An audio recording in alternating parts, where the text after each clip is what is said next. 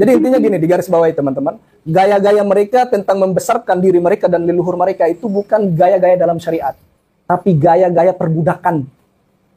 Biar orang lain bisa sembah mereka punya leluhur, karena dengan cerita-cerita kebodohan yang mereka lakukan.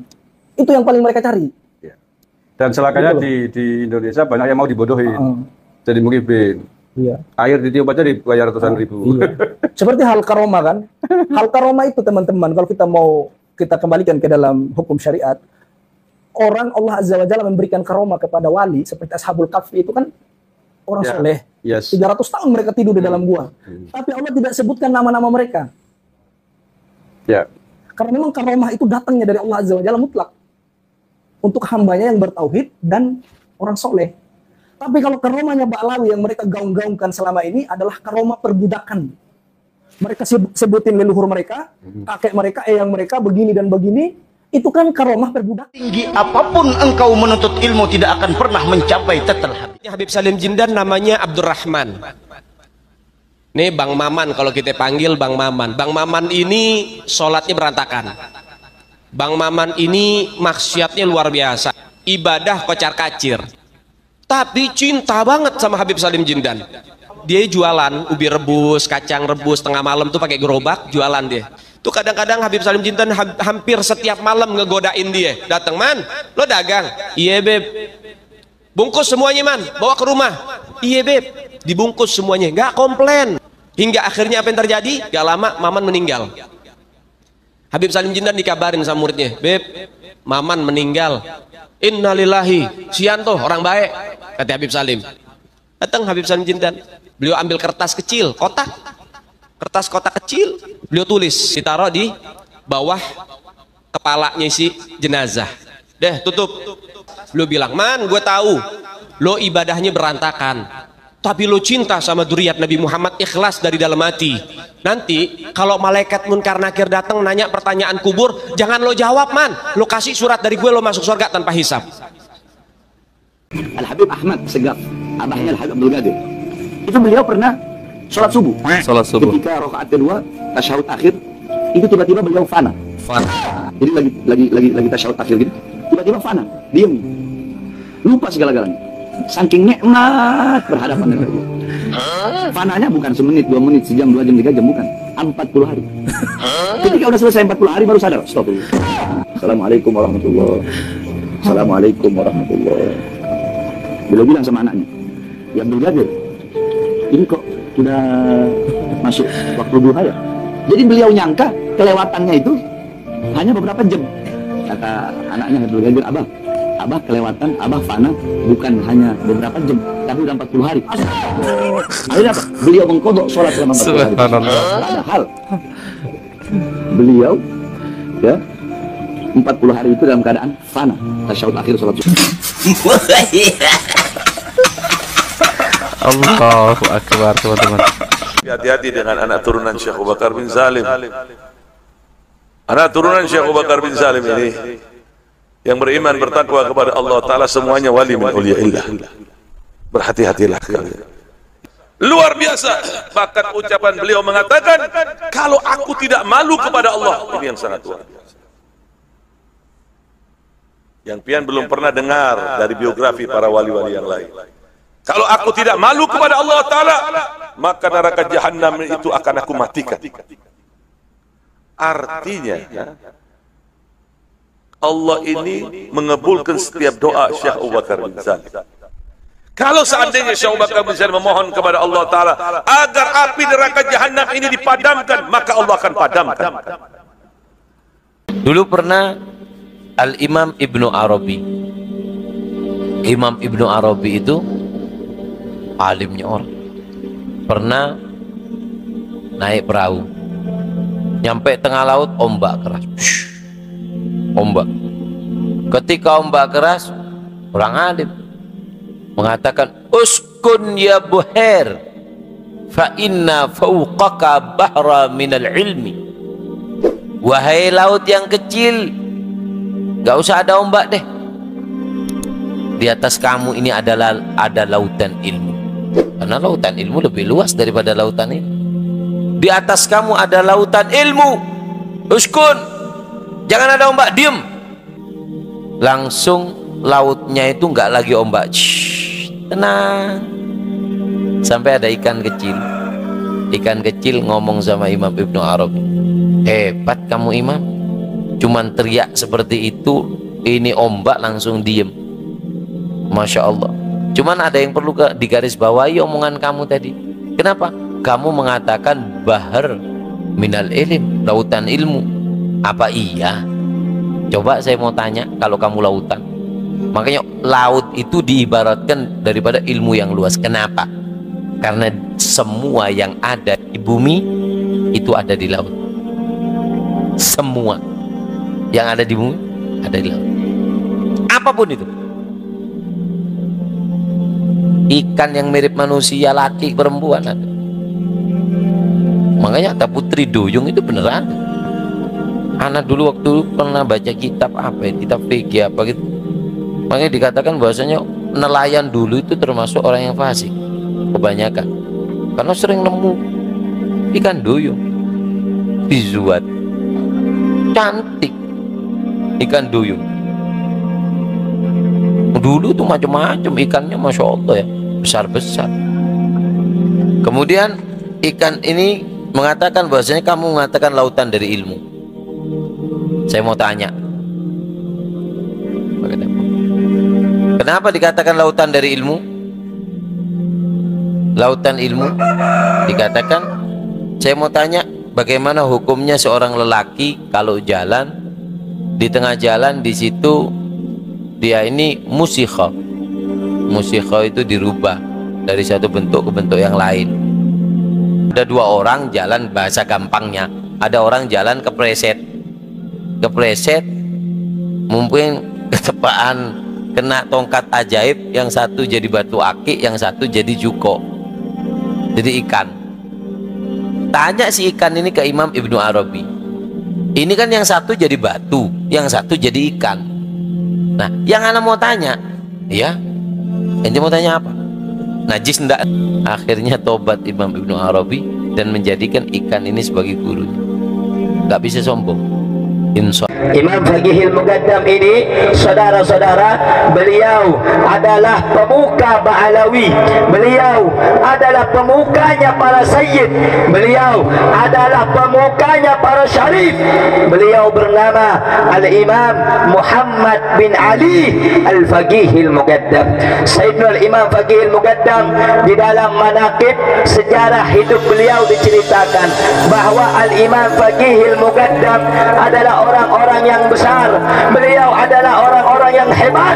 Bahkan diceritakan beliau pernah mi'raj, saudara-saudara, bertemu dengan Allah dalam satu hari 70 kali, saudara-saudara, bertemu dengan Allah dalam satu hari 70 kali, saudara. Dari Al-Habib Abu Bakar bin Abdullah Al-Attas, gurunya Habib Ali Habsyi, dikatakan bahwasannya ada seorang syekh yang bernama Hasan Al-Maghribi. Thumma dhata yaumin ijtama'a bin Nabi yaqadatan. Syekh Hasan Al-Maghribi ini bertemu dengan Nabi secara yaqadah, nggak tidur, yaqadah, dalam keadaan terjaga. Kemudian Syekh Hasan Al-Maghribi ini mengatakan, "Ya Rasulullah, berikan kepadaku wasiat." Kata Rasulullah, "Sa'ufiduka bi thalathati hisal." Aku akan memberikan faedah kepada kamu 3 faedah. Hiya li khassa amlin nas ama. 3 faedah yang kau akan berikan kepadaku ya Rasulullah, itu khusus untuk pribadi diriku atau orang yang mendengarkan yang sampai cerita ini kepadanya, orang umum? Kata Rasulullah, apa? Untukmu dan juga untuk orang yang sampai berita ini. Apa itu? Kata Rasulullah, yang pertama adalah al-ula idza hamalta subhata litasbihin tu'addu musabbihan sabahta biha am lam tusabbih.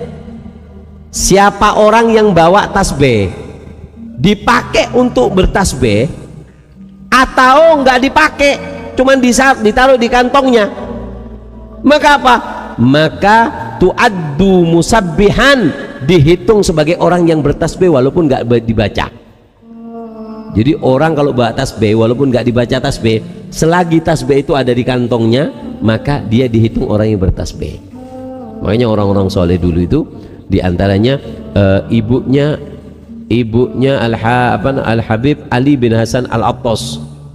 Di antara sifatnya ibunya Habib Ali bin Hasan Al-Attas itu, beliau nggak lepas dari baju sholat dan juga bergelangkan tasbih.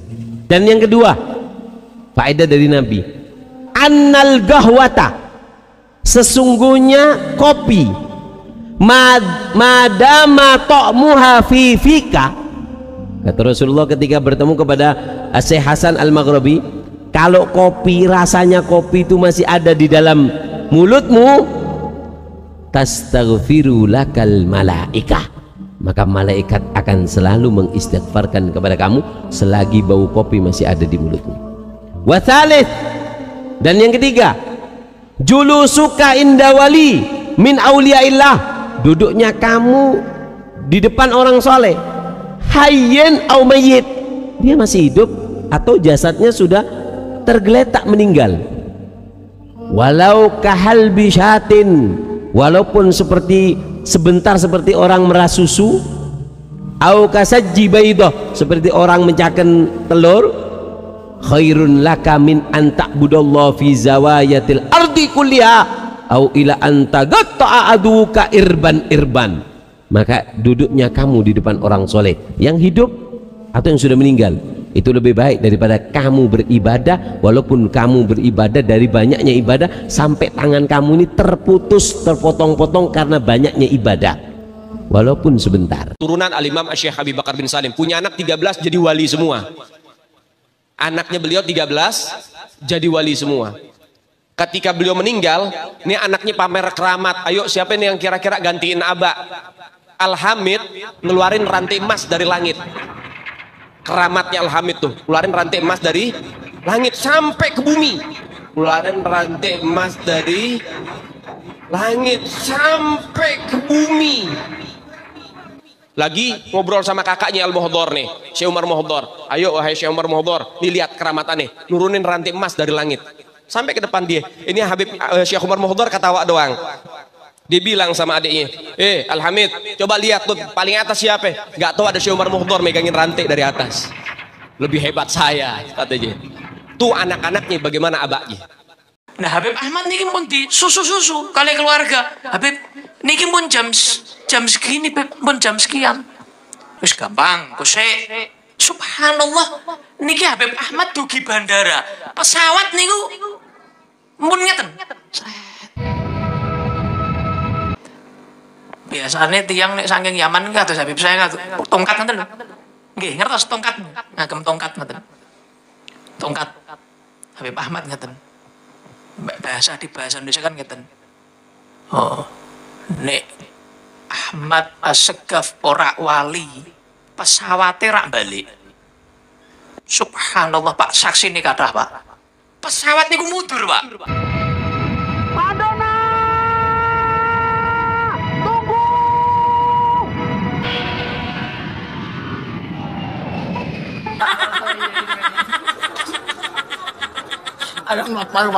Kalau dulu Imam Ahmad Rifai ketika dia ziarah ke makam Rasulullah SAW disaksikan dengan 12.000 orang rombongan beliau, lantas di hadapan pusara Nabi Muhammad dia berkata, fi halatil bu'di ruhi kuntu ursiluha tuqabbilul arda ani fahiya naibati hadaulatul ashbah qad hadarat famdud yaminaka kay tahdha biha syafati.